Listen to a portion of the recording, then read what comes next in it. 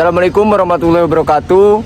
Kami dari kelompok 8 perilaku organisasi akan memperkenalkan diri kami masing-masing. Saya Hatta Ferdian Saktiranto dengan akhiran NIM 142. Saya Ray Gemara Bani dengan akhiran NIM 081. Saya Muhammad Zaidan Ismaqul Amin dengan akhiran NIM 059. Saya Naura Devinga Zaria Putri dengan akhiran NIM 029. Saya Madulia Pratiwi dengan NIM akhir 156. Saya Sakira Azra Putri Dermawan dengan akhiran NIM 110. Di sini kami akan melakukan wawancara kepada UMKM yang ada di Jember, yaitu semacam kopi. Permisi Mas, dengan Mas siapa dan bisnisnya apa mungkin? Perkenalkan, nama saya Fadil, bisa dipanggil Pak Ijo ya. Saya selaku karyawan dari semacam kopi. Oke Mas Fadil atau Mas Paijo, jadi Masnya ini sudah berapa lama berkecimpung di bisnis ini Mas? Kurang lebihnya 1 tahun. Oh gitu. Mungkin apa sih yang paling berkesan untuk Masnya pas menjalanin bisnis ini Mas? Kesan-kesannya itu yang paling berkesan adalah ketika ketemu teman-teman yang baru atau karyawan-karyawan baru yang baru join. Terus kesan-kesannya lagi yang mungkin bikin seneng, bikin haru pasti ada. Dari segi teman-teman yang lain, ada yang keluar karena memiliki pekerjaan yang baru atau menempuh hidup yang baru gitu. Dan kisah-kisah kesan sedihnya juga pasti ada gitu. Dan senangnya pun juga pasti ada. Cuman paling banyak senengnya Mas? Paling banyak senangnya. Oke. Buat pertanyaan selanjutnya ya Mas, pernah nggak ngadepin pelanggan yang kayak nyebelin atau marah-marah gitu? Terus tanggapannya Mas kayak gimana? Biar kayak kelihatan tetap sopan dan apa ya nggak makin ibunya atau mbak-mbaknya tuh nggak makin marah-marah lagi gitu. Pernah, dan menghadapi seperti itu memang perlu dengan ini sih Kak. Satu ya karena ramahnya ya, tahu senyum. Yang kedua kadang kan ada sebagai contoh minta less ice, tapi ketika sudah di tengah-tengah saya menuangkan adonan seperti itu. Maka dari saya sendiri, saya pribadi kemudian langsung bertindak seperti memohon maaf yang pertama, kemudian saya ganti dengan cup yang baru, kemudian saya tuang esnya dengan sesuai permintaan customer, kemudian saya tuang. Dan di situ gak lupa saya juga bilang terima kasih dan minta maaf kembali seperti itu. Dan kemudian agar tidak terjadi seperti itu, biasanya saya selalu menanyakan terlebih dahulu untuk takaran esnya ini mau normal atau mau dipisah juga atau seperti apa, seperti itu. Dan juga selalu memberikan edukasi seperti itu. Jadi agar tidak ada perspektif dan ekspektasi yang memang lebih dari customer. Baik, terima kasih ya Mas. Oke Mas, buat yang pertanyaan selanjutnya itu kan semacam kopi ini menjadi pelopor kopi gerobak listrik di Jember yang pertama gitu ya Mas ya. Nah tapi belakangan ini tuh makin banyak juga gitu loh Mas yang akhirnya kayak ikut-ikutan berjualan gitu kan. Terlebih di area yang sama kadang itu.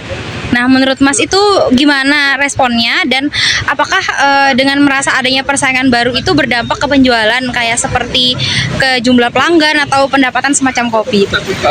Kalau dari situ saya berpendapat sebanyak apapun pesaing atau itu brand-brand lain ya, dari brand kami sendiri menunjukkan bahwa kualitas kami ya memang seperti ini. Dengan kemampuan yang kami bisa kami maksimalkan. Kemudian untuk pengaruh pada omset atau pelanggan itu sebetulnya tidak. Karena apa? Karena kami juga ingin teman-teman dari kopi gerobak-gerobak yang lain itu juga bisa berjalan atau bisa kolaborasi dengan kami di selanjutnya ya kan. Terus kenapa kami kadang stok ini habis gitu, kadang kami lempar untuk ke kopi gerobak yang lain ya, karena tujuannya satu, agar mereka tidak menganggap kami sebagai pesaing yang memang serakah ataupun ini dan itu, seperti itu.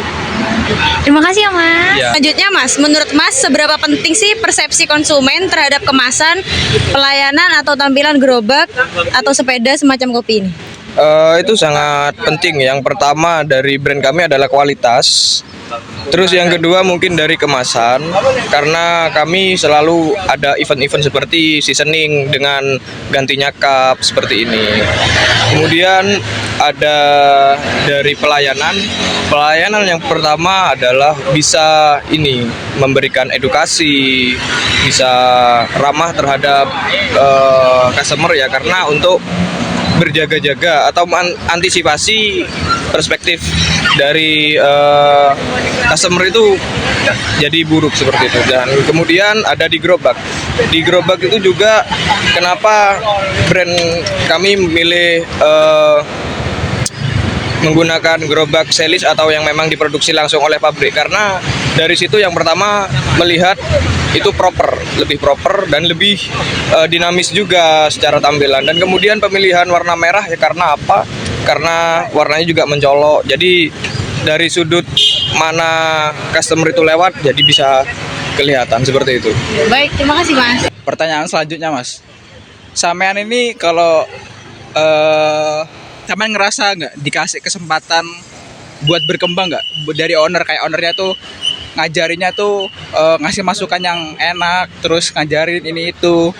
Ya, yang pertama pasti. Jadi kami di sini selaku karyawan dari Semacam Kopi dituntut untuk bisa berkoordinasi dengan baik, dengan belajar yang memang dengan gaya kepemimpinannya owner itu seperti mengedepankan asas-asas kekeluargaan atau persaudaraan seperti itu. Jadi semua karyawan dianggap keluarga, dianggap saudaranya seperti itu. Jadi secara bekerja itu lebih fun, lebih enjoy, dan juga bisa belajar juga lebih banyak diterima seperti itu. Jadi dari teman-teman progresnya mungkin sebulan 2 bulan ke depan bisa sambil belajar. Bagaimana caranya? Yang pertama pasti yang paling sering dibicarakan oleh owner adalah tentang resolving problem, atau bisa menyelesaikan masalah, atau bisa mengantisipasi masalah akan terjadi seperti itu. Terus Mas, owner ini lebih cenderung mendekatkan diri nggak ke karyawan, atau malah kayak jaga jarak biar ada ini loh aku owner, kamu karyawan gitu? Tidak ada. Sebetulnya memang menekan pada asas kekeluargaan tersebut. Jadi selaku karyawan juga harus bisa menempatkan diri bahwasannya dirinya adalah karyawan dan owner itu sebagai bapak atau memang orang tua seperti itu. Jadi untuk batasannya sendiri harus sesuai dengan ya pribadi masing-masing seperti itu. Ya usahakan juga kadang kan harus lebih sopan bagaimana caranya, walaupun dengan asasnya kebersamaan tersebut seperti itu. Intinya harus sadar diri Mas ya? Ya betul banget seperti itu.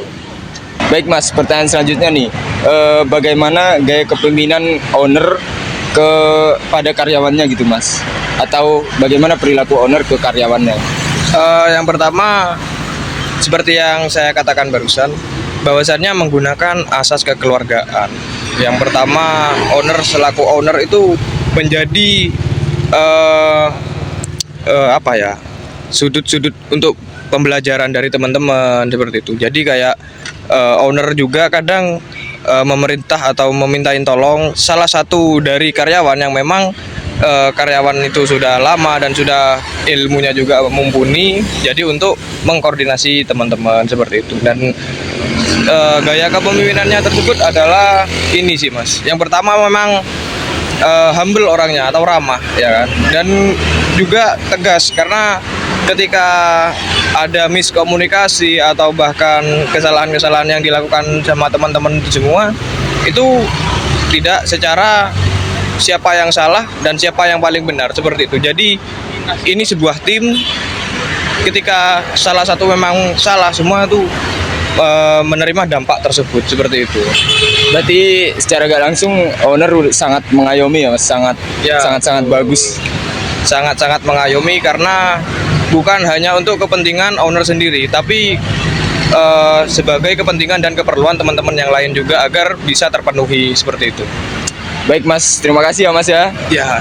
Baik Mas, terima kasih atas kerjasamanya, atas informasi yang sudah diberikan kepada kami. Semoga bisnis Semacam Kopi ini terus laris dan semakin berkembang ya Mas ya. Amin.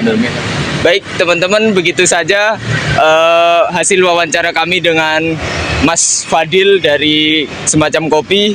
See you di next video. Itu saja hasil wawancara kami dengan karyawan Semacam Kopi terkait perspektif dan juga leadership. Cukup sekian, terima kasih. Wassalamualaikum warahmatullahi wabarakatuh. Meanwhile.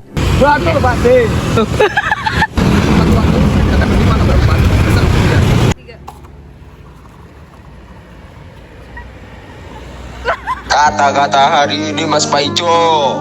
Kamu boleh meragukan dirimu, tapi tidak dengan doa ibumu.